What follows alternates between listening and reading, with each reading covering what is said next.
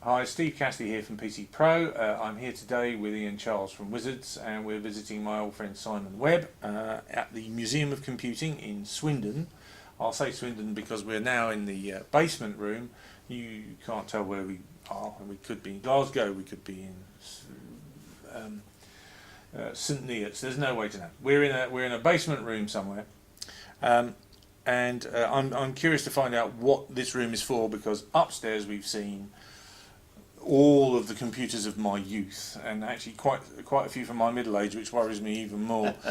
This is not like that. This is a whole load of what I think of as quite nice workstations, and clearly a large donation from a corporate maker. So tell me what's going on in here. The primary purpose of the museum is education. It always has been. And one of the things we really wanted to do was start a children's computer club. I had the assistance of a volunteer who joined us, Emma, who was a qualified teacher, and she said to me, "Can we start a children's club?" Fabulous. I said, "Absolutely wonderful." Right. So we started with some machines donated by Intel. We had some laptops in here, and we started doing some programming lessons. We were using a program called Scratch, which is great for sort of teaching kids, about programming. The kids club basically just sort of exploded in terms of popularity. We got a huge waiting list, so we had to have another afternoon sort of session as well. So the sorts of things we're doing with the kids club is we're doing programming. We've gone on to other sort of programming languages. We're doing app development on tablets. We're doing robotics, we're doing electronics. We bought them a 3D printer last year. So it's sort of evolving from a classroom environment really to a place where they can come, they can work on their own projects in a supported environment. We've got some great teachers who are sort of helping them learn new programming languages. So this is not a duplicate of what's going on in the schools at all? Absolutely not, no. I mean, when we first started, before programming was on the curriculum, then there were a lot of kids coming in who'd never programmed before, so we were sort of filling a hole there really. Right. Now with programming happening in schools, even primary schools now, we are offering sort of different things. We're offering really over and above what the schools are offering, we like to think. Programming in primary schools? Absolutely, yeah. I mean, I get kids, I get school visits in here as well. So I've had some year ones, so that's sort of 5 and 6 year old kids, and we get them in here and I get them to write Space Invaders using Scratch, which is fantastic. It's so exciting to see. With a modern programming development system like Scratch, aimed specifically at kids, they can write something. They don't get a chance to get bored because they can actually write a game in 3/4 of an hour. The biggest problem we have with 5-year-olds is that they don't really know how to use a mouse because they're so sort of used to touchscreens and tablets. Absolutely fine with those. When it comes to using a mouse, then they struggle a bit. But it's one of the things they've got to learn, so they do that here. And of course, the other groups we get in are things like Cubs and Scouts, and because they've all got IT badges to do now. Oh right, okay. So it's all changed. It's not knots anymore. It's IT. Well, yes, that'll take me a little bit of time to adjust to, because I'm used to 5-year-olds, chewing things a fair bit, and Duplo bricks and all that sort of level. And if you're saying that they're basically at the same level as a user of IFTT, that they're drawing links between entities, and that's how they're progressing. First of all, it means that the adult population better get a move on. Yeah. And secondly, do you think this is do you think it's a form of natural selection, that it's reasonable for what the schools are doing to be where they are, and it's reasonable for you to be where you are? It's just one of those needs that filters up. There will always be more need than the schools can provide. So yes. we are addressing that. I always remember the very first computer I ever programmed, and there was a moment when I thought, this is just phenomenal. I can control this computer. I can make it do anything I want to do by writing a program to do it. I see the same things in kids. Sometimes you can catch that moment when they suddenly click and they realise, I've got control of this, and it's absolutely phenomenal. And therefore, they're queuing up outside individually. They're self-motivated. They're not being brought here. Absolutely. We get the same kids come week after week, and we've had kids, who start here at 8 years old, and they sort of get to sort of 14, 15, and then sometimes they come on and they work as helpers because we're a volunteer-run museum, Right. so they can then sort of carry on teaching other kids. Well, that's extraordinary, really. Although I assume that not all of them are 5, are they? No. Because that implies a certain consistency over time as well. That therefore they can transfer those lessons, and that this is a whole new platform that people are not doing.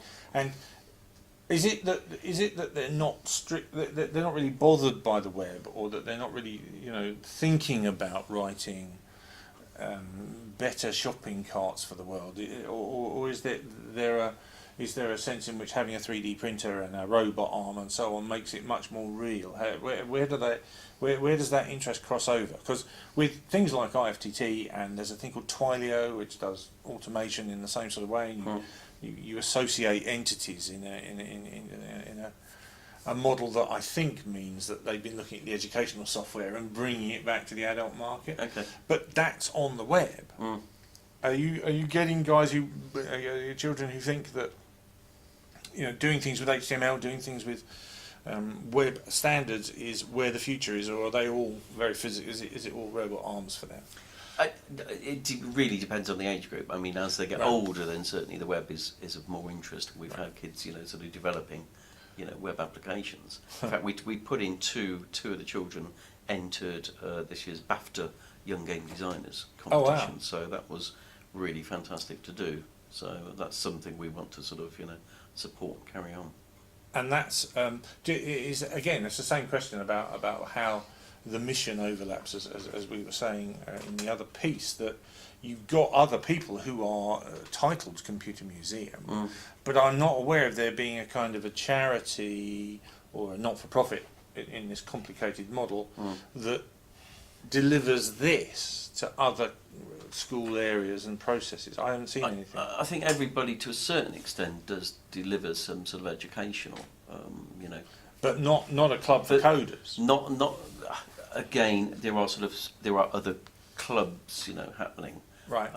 But we've got the advantage here, I suppose, and we've got the entire history of computing, upstairs. A lot of the sort of inspiration that kids can get actually comes from playing some of the old games, looking at some of the old code, the old machines. Right. So I like to think we offer a completely unique package here, for children. So my dream of Space Invaders on a mobile isn't that far away. Very, very soon. I mean, it's a whole hot topic around education. I actually got a trip out of it earlier this year to Singapore, and there they have a bus, and this is in a bus. Right. And it doesn't move very far because it's a very small space, but the density of schools means that they shift the bus around from place to place.